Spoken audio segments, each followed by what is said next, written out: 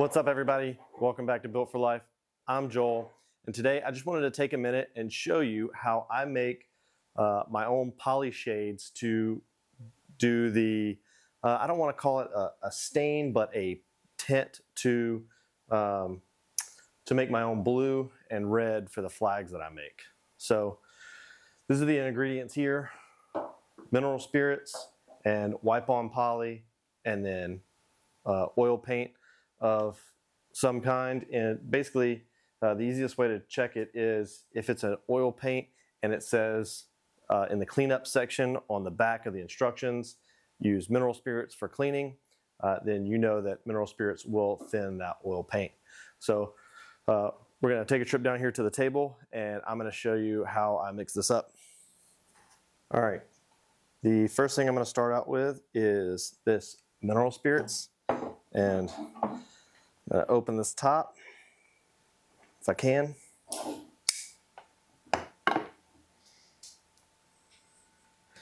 And into the jar,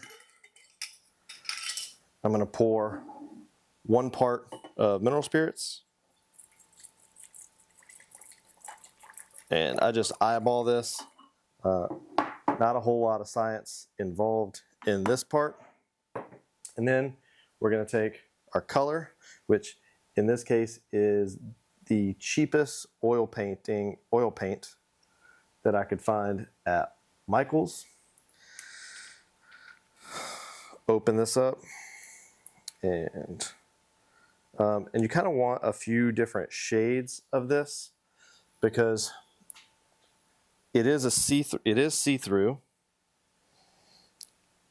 So the color of your wood is going to affect it. So whereas pine, I was using a lighter colored red, the pine has a little bit of has a yellow tint to it, so it causes kind of a orangey tint to it. So now I'm going with a darker red, and this is Artist's Loft, and it is permanent red, so it's a little bit darker red than what I was using. And this is the best part about using a jar is now I don't have to stir it. I just got my big dollop of oil paint in there with my 1 part mineral spirits, and now I can just shake it.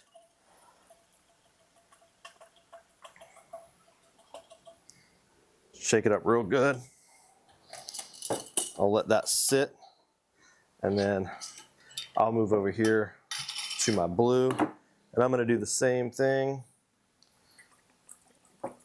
Pour 1 part in, just a generous amount, and that's up to the 100 milliliter line is where that one's at. And then I'm going to grab my blue. There you go. The same thing. Just take a little seal off of there and pour that stuff off. Then add a generous dollop. And I had to do the same thing with my blue. Had to move to a darker blue. It just, in the star field, it just wasn't dark enough blue. Now I'm going to shake that up.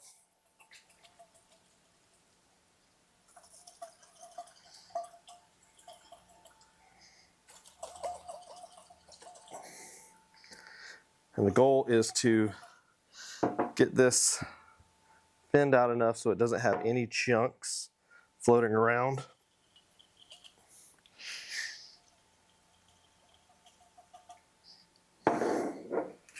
All right. And then the next step is going to be taking some wipe-on poly, and it's, you know, as far as the gloss or satin, it's your choice. I use gloss. It seems to do a little bit better, but you know, usually you're going to add a top coat to this anyway. This is not going to be your final coat. So if you want it satin, you can always add your clear, when you do your clear coat at the end, you can always make it satin. So pull this stuff off, try to keep any dried stuff, and then I'm just going to add 1 part of the wipe-on poly. So if it's at 100 milliliters, I'm going to double it Bring the level in the jar up to 200.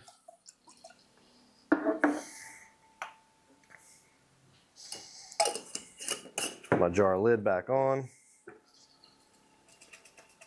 Shake that up. Let that sit.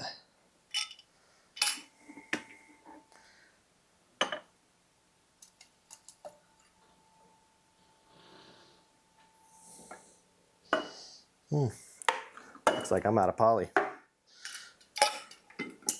Same thing. Shake this one up.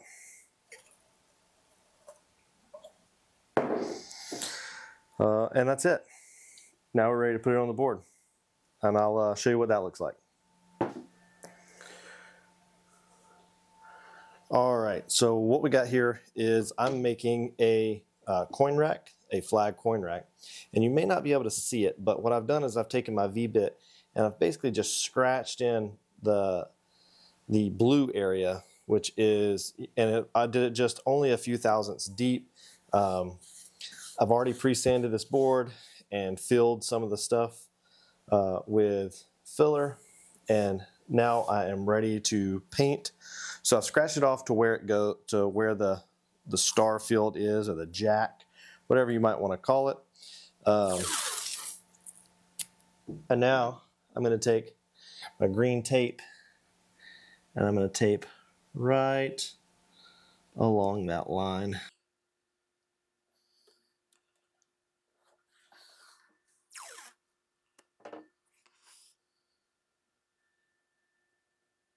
And I definitely recommend using the green tape for oil-based paints, because the solvents that are used in oil-based paints will undermine any, like the blue tape, blue painter's tape. They will eat the glue and undermine it, and it won't do its job. So what we got here,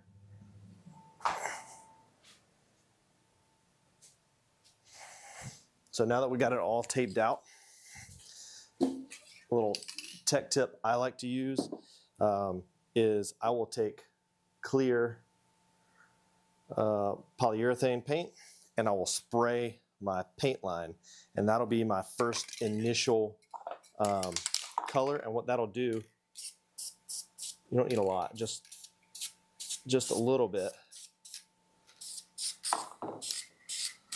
and all that's doing is sealing that edge of that tape line. And this is just fast dry poly. It's nothing special, but it will seal that edge of that tape, so if there is any bleed through, it'll be clear and you'll never see it. And then using just a foam brush, drop it in there. Boom, look at that.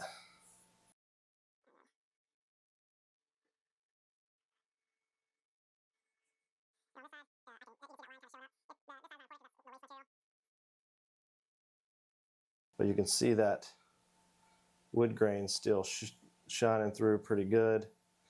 So what I'll end up trying to do is just get the first coat on and about half dried, and then come back with a second coat.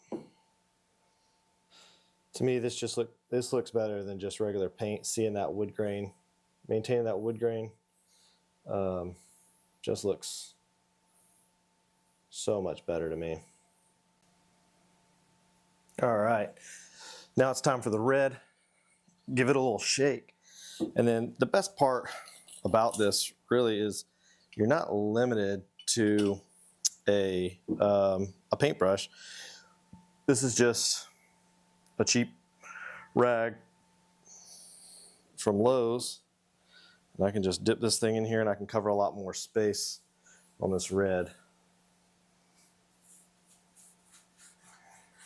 A lot more space faster.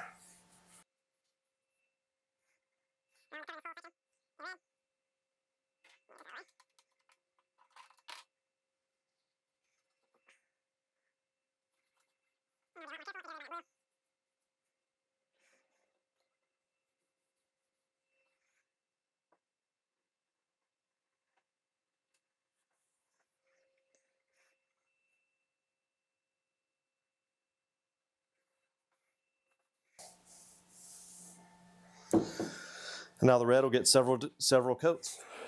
All right, it's the next morning. We put the color on last night, let it dry, got out here, carved it this morning, and it looks great. As you can see, the color is still dark enough to see, but it's still translucent enough that you can see the wood grain beneath it.